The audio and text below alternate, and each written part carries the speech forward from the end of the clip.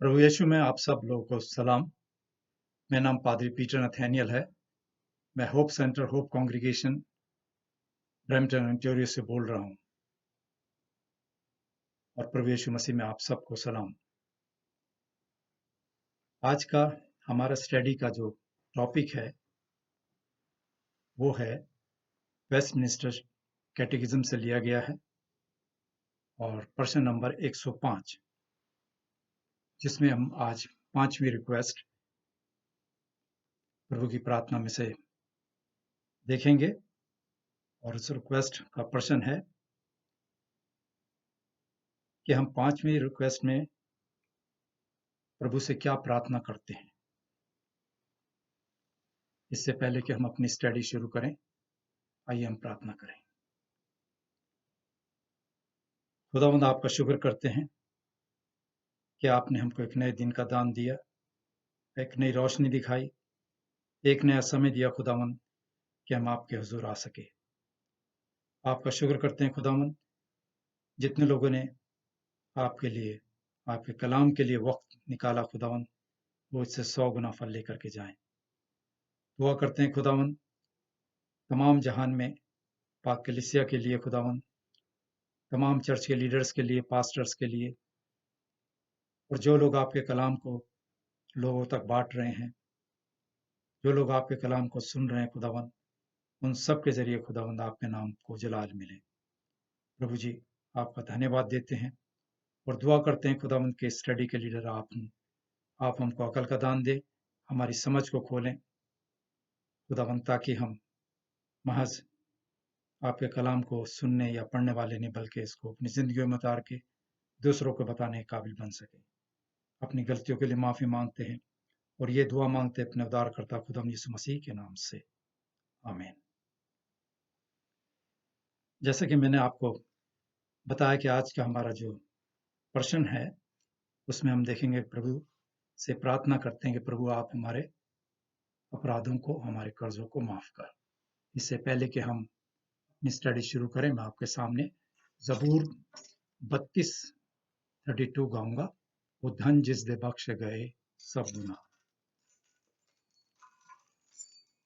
वो धन जिस दे बख्श गए सब गुना, विधा के गई सारे ओंग सदा।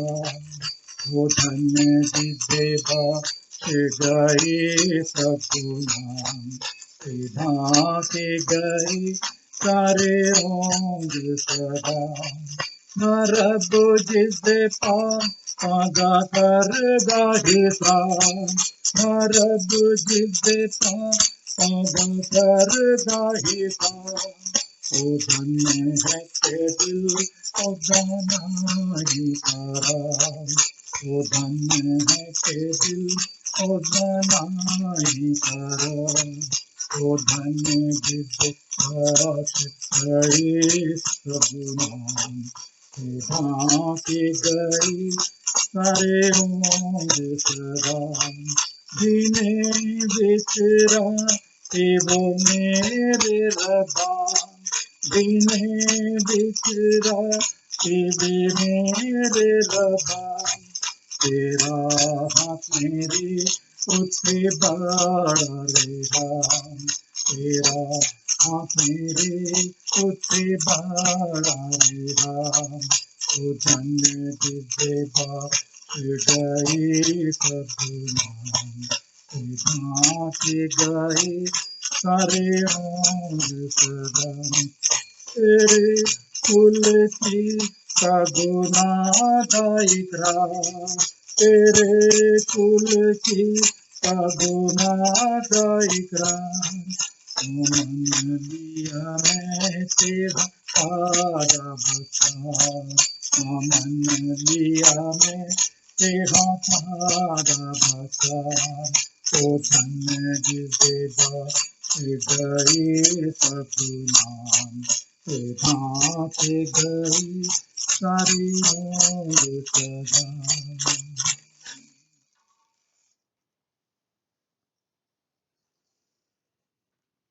आज का प्रश्न है कि 5वीं रिक्वेस्ट अनुरोध में हम क्या प्रार्थना करते हैं?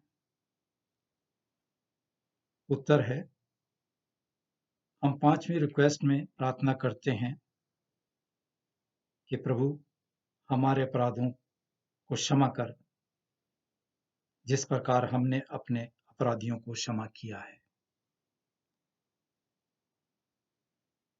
ये परमेश्वर की मेहरबानी से है, जो हमारे लिए ईमानदारी से दूसरों को माफ करना संभव बनाता है। हम प्रार्थना करते हैं कि प्रभु यीशु मसीह के वसीले से परमेश्वर हमारे सभी पापों को माफ करेंगे।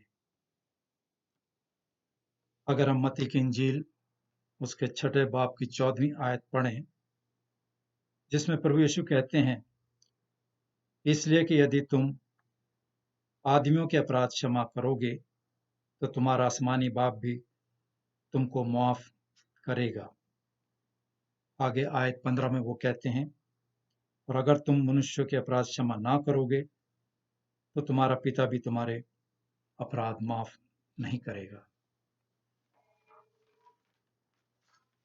आपके सामने पवित्र बाइबल में से पढ़ूंगा मत्ती की इंजील उसका 18वां बाब और उसकी 21 आयत से 35 आयत तक। तब पतरस ने पास आकर प्रभु यीशु से कहा, हे प्रभु, यदि मेरा भाई अपराध करता रहे तो मैं कितनी बार उसे क्षमा करूं? क्या 7 बार तक? प्रभु यीशु ने उससे कहा, मैं तुझसे यह नहीं कहता कि 7 बार, परंतु 7 बार के 70 गुना तक। इसलिए स्वर्ग का राज्य उस राजा के समान है जिसने अपने दासों से लेखा लेना चाहा, और जब वह लेखा लेने लगा तो एक जन उसके सामने लाया गया जो 10,000 तोड़े धरता था, जबकि चुकाने को उसके पास कुछ न था। तो उसके स्वामी ने कहा कि ये और इसकी पत्नी और बच्चे और जो कुछ इसका है सब बेचा जाए और वो कर्ज अदा किया जाए। इस पर उस नौकर ने गिरकर उसे सिजदा किया और कहा, आए स्वामी, धीरज रख, मैं सब कुछ भर दूंगा। तब उस दास के स्वामी ने तरस खाकर उसे छोड़ दिया और उसका सारा कर्ज क्षमा किया। परंतु जब वो दास बाहर निकला तो उसके संगी दासों में से एक उसको मिला जो उसके 100 दिनार धरता था। उसने उसे पकड़कर उसका गला घोंटा और कहा, जो कुछ धरता है भर दे।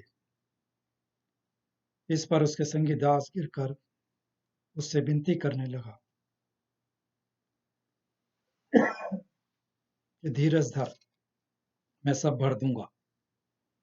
उसने ना माना, परंतु जाकर उसे बंदी गृह में डाल दिया कि जब तक कर्ज ना भर दे तब तक वहीं रहे। उसके संगी दास ये जो हुआ था देखकर बहुत उदास हुए और जाकर अपने स्वामी को पूरा हाल बता दिया।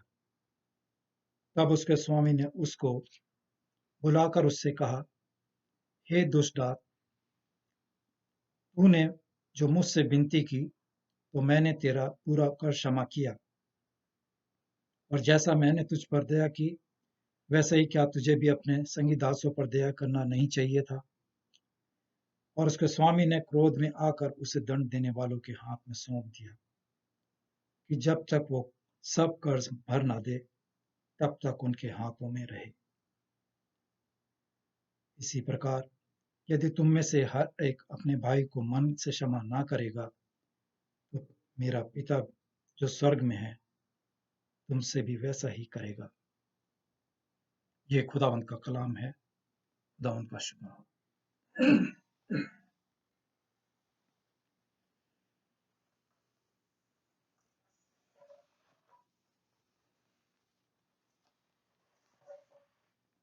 बहनों और भाइयों, कितनी बार आप एक आदमी को माफ करने के लिए तैयार हैं जो आपके खिलाफ पाप करता है? यह आज प्रश्न है हमारे लिए।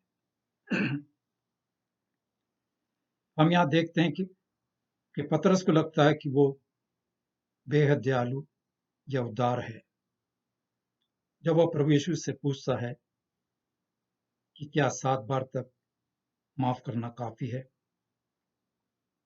उन दिनों के गुरु यानी कि रब्बी ने सिखाया था कि किसी को 3 बार तक क्षमा करना की सीमा है और चौथी बार उस दोषी को क्षमा नहीं करना है।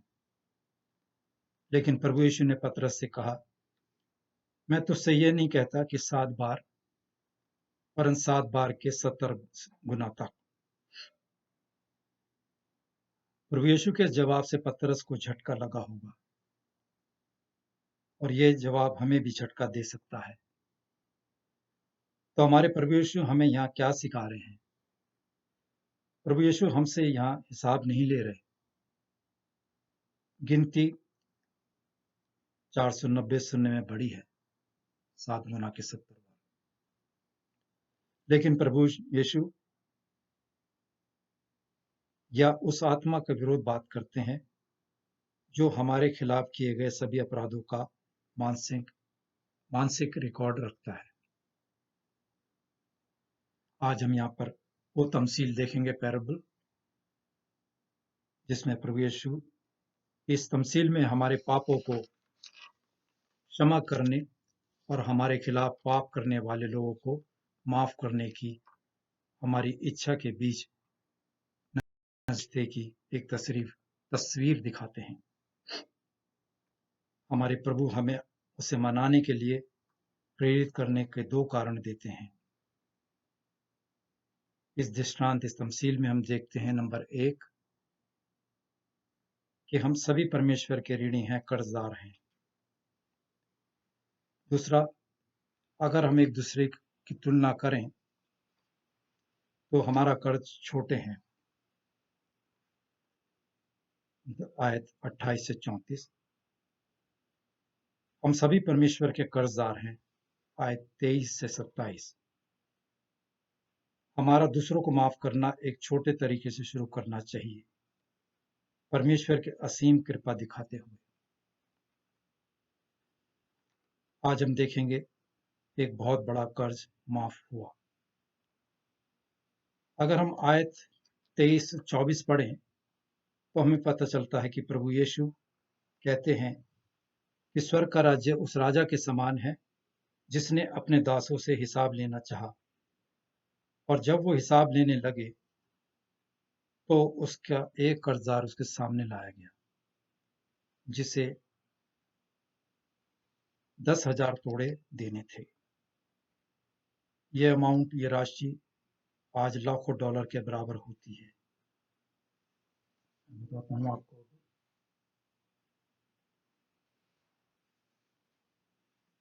वो आदमी राजा के सामने खाली हाथ क्यों खड़ा है,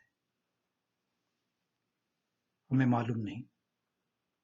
हमें ये नहीं पूछना चाहिए कि नौकर इतना भारी कर्ज कैसे जमा कर सकता था।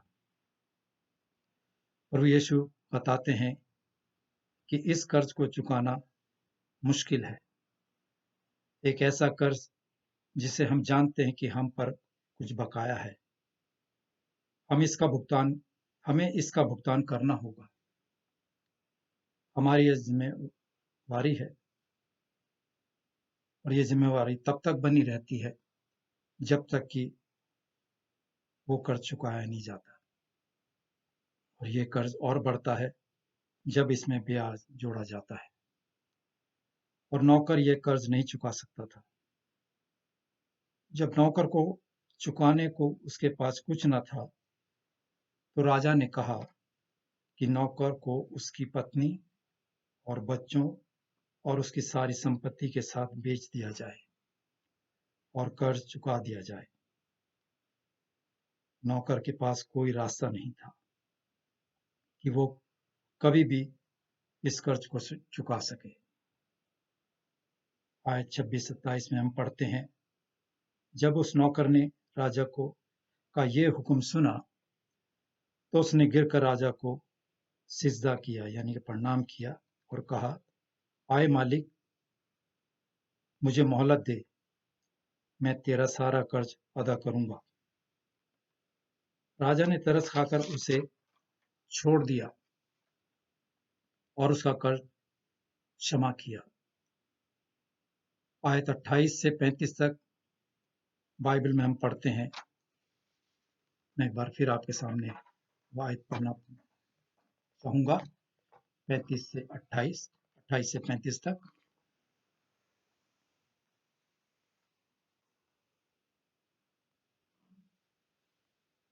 अट्ठाईस से 35 तक में लिखा है, ये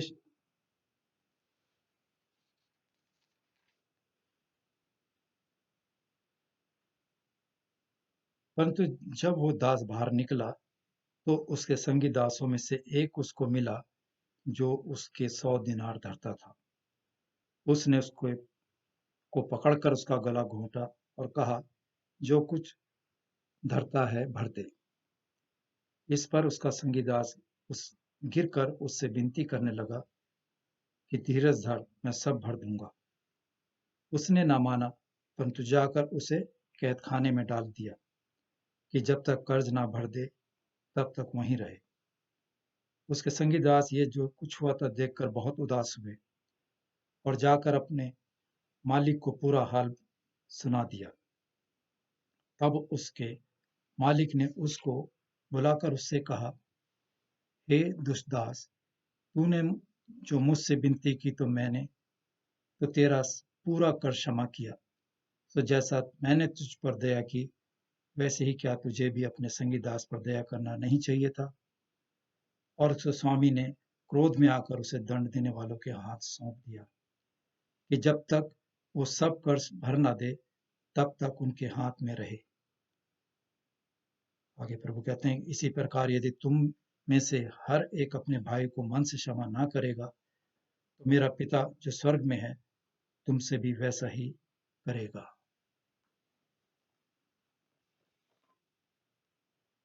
हम यहाँ देखते हैं कि राजा वो कर्ज खुद अपने पर लेता है। जिसने इतनी भारी कर्ज लिया वो कर्ज से मुक्त हो गया। राजा को दया आ गई जब उसने अपने नौकर की ये हालत देखी। राजा ने उसे आजाद कर दिया और उसे क्षमा करता है और नौकर को राजा का हमेशा धन्यवाद करना चाहिए।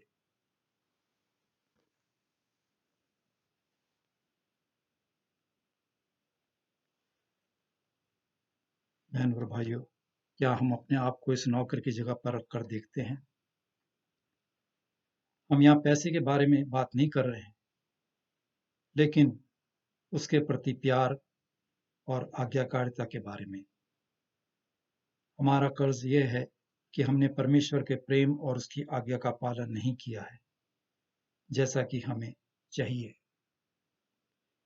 ये हमारा कर्ज है, ऋण है, और ये बहुत बड़ा है। हमने इसका भुगतान नहीं किया है और हम इसे कभी नहीं चुका सकते। क्या हम इस बात को जानते हैं? ये सवाल हमारे लिए है। हमें हमारी पापी होने की हमारी भावना परमेश्वर की पवित्रता को महसूस करने से होनी चाहिए। परमेश्वर और हमारे बीच सबसे गहरा और विपरीत उसकी पवित्रता और हमारे पापों के बीच है। परमेश्वर पाप को इग्नोर नहीं कर सकता, यानी पाप को अनदेखा नहीं कर सकता, लेकिन अपने प्यार और करुणा में परमेश्वर ने अपना पुत्र दे दिया, अपना प्यारा बेटा प्रभु यीशु, जो पूरी तरह से हमारी ओर से पिता की आज्ञा मानते थे और यहाँ तक आज्ञाकारी रहा कि हमारे पापों का भारी कर्ज और दुख उठाकर और क्रूस पर मरकर पूरा दाम चुकाया। प्रभु यीशु पर विश्वास करके हमारे पापों के कर्ज का पूरा भुगतान किया जा चुका है। परमेश्वर ने हमें माफ कर दिया ये एक कभी ना खत्म होने वाला धन्यवाद है, एक एंडलेस थैंक्स। पवित्र बाइबल बताती है, इफिसियों का खत पौलुस प्रेरित के नाम उसके पहले बाब की 7वीं आयत में, हमको उसमें यानी खुदावंद यीशु मसीह के खून के वसीले से कसूरों की माफी उसके अनुग्रह के धन के अनुसार मिली है। बहनों और भाइयों, दूसरों को क्षमा करने की शुरुआत छोटे तरीके से होनी चाहिए, परमेश्वर की महान कृपा के द्वारा। और यही वो है जो हम इस तमसील, इस पैराबल के दूसरे हिस्से में देखते हैं। अगर हम आयत 28 से 34 में देखें तो हमें पता चलता है कि हमारे कर्ज एक दूसरे के प्रति बहुत कम हैं। आप सोचते होंगे कि राजा ने तो दया दिखाई और उस नौकर का सारा कर्ज माफ कर दिया, उसके लिए वो नौकर राजा का कितना शुक्रगुजार होगा। पर नहीं, घर पहुंचने से पहले ही उस नौकर को एक छोटी सी रकम याद आती है जो उसके एक संगी साथी नौकर पर बकाया थी, यानी 100 दिनार। ये रकम राजा की रकम से बहुत कम थी जो राजा ने उस पर उस रकम को माफ कर दिया था। हम आगे पढ़ते हैं, उसने अपने संगी दास को पकड़कर उसका गला घोटा और कहा, जो मेरा आता है अदा कर दे। इस पर उसका संगी दास गिरकर उससे मिन्नत करने लगा और कहा, मुझे मोहलत दे, मैं सब कुछ भर दूंगा। आगे हम पढ़ते हैं,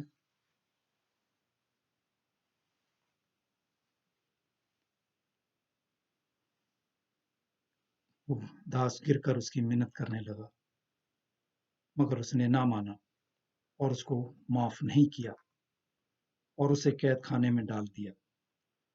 और राजा ने उस पर दया की, उसने उसका उल्टा किया, उसने उसे जेल खाने में डाल दिया, जब तक कर्ज भर न दे तब तक वहीं रहे। उसने अपने साथी पर कोई दया नहीं दिखाई, जैसे कि राजा ने उस नौकर पर दया दिखाई थी। वही आदमी जो राजा के आगे भिखारी था, वही अपने साथी नौकर के साथ बहुत बुरा सलूक करता है।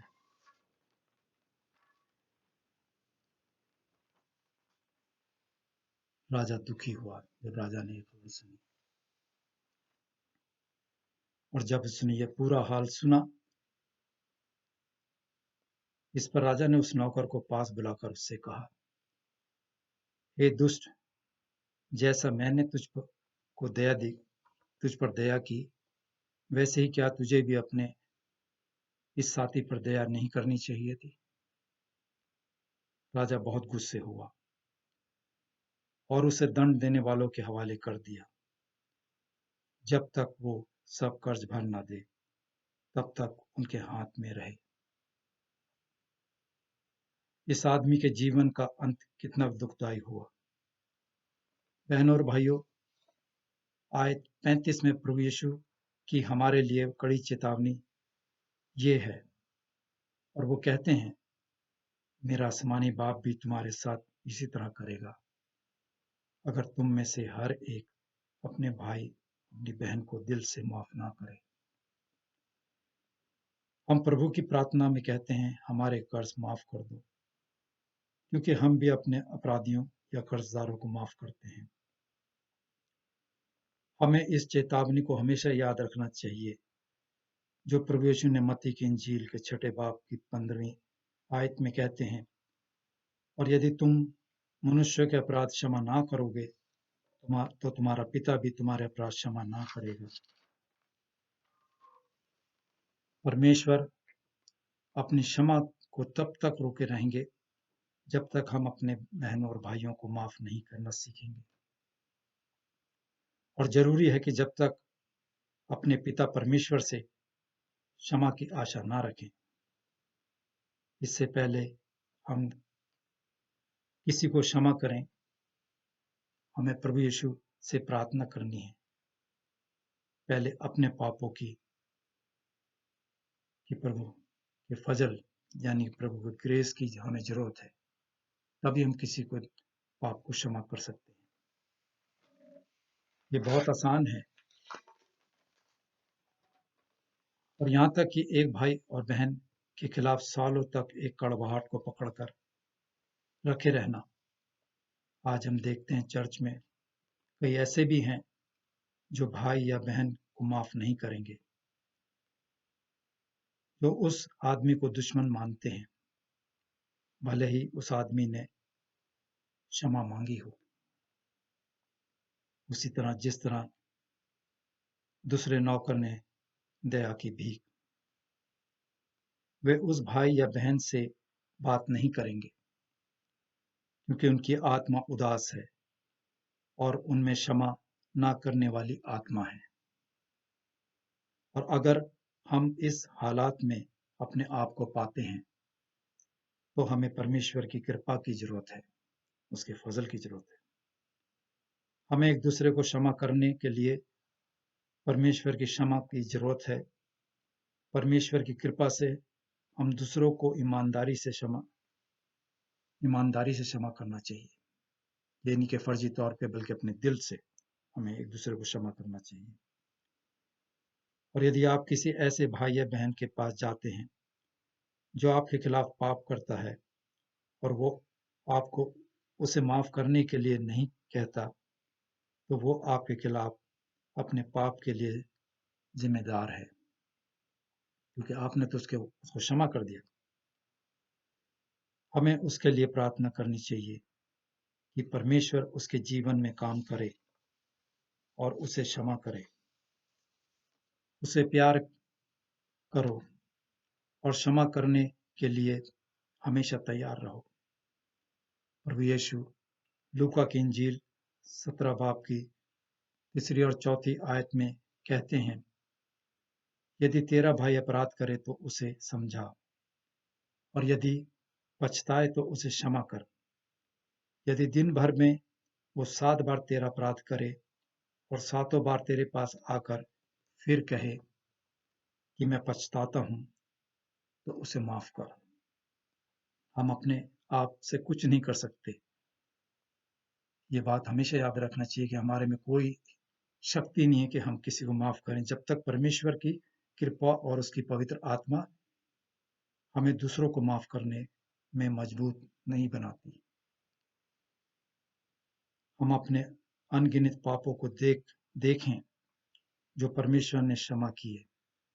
हम अपने आप को देखें, अपने पापों को देखें जो प्रभु ने, जब हम प्रार्थना करते हैं कि प्रभु मेरे अपराध क्षमा कर, तो हमें भी दूसरों के अपराध को प्रभु की सहायता से क्षमा करना है।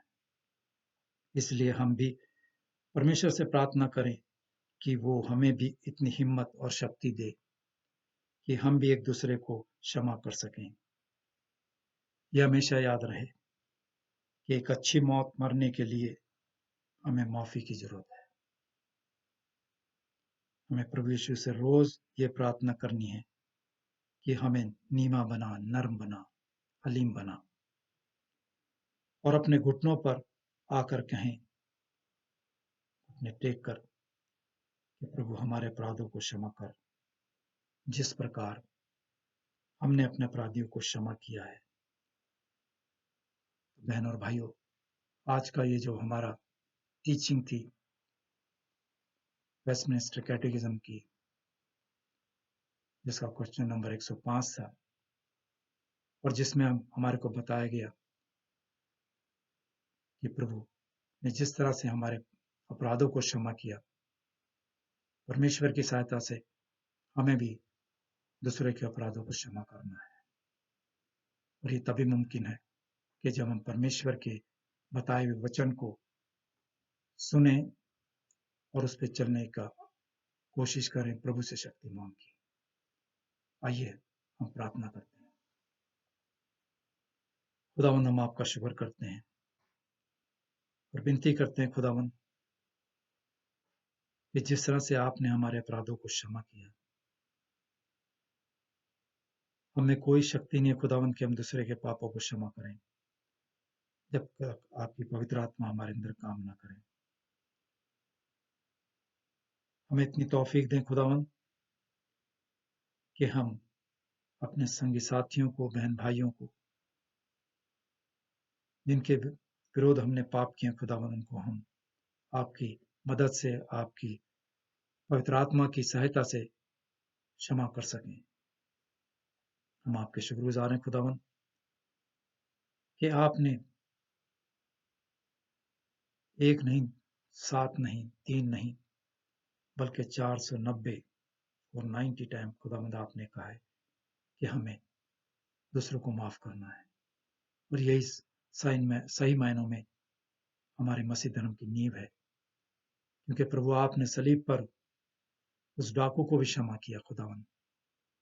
हम आपका शुक्र करते हैं खुदावंद आज के इस स्टडी के लिए, और विनती करते हैं खुदावंद कि आप हम सबके साथ दुआ करते हैं खुदावंद, तमाम उन लोगों के लिए जो इस वायरस से परेशान हैं। एक बार फिर प्रभु दुआ करते हैं जो लोग इस दुनिया से चले गए, उनके परिवारों के लिए खुदावंद कि आप उनको तसल्ली दें। और प्रार्थना करते हैं एक बार फिर खुदावंद इस संसार में अमन चैन कायम हो, और सब लोग खुदावंद आपका नाम लेके अपने कामों को शुरू करें, और तमाम जहान में शांति हो। ये प्रार्थना मांगते अपने उद्धारकर्ता प्रभु यीशु मसीह के नाम से, आमीन।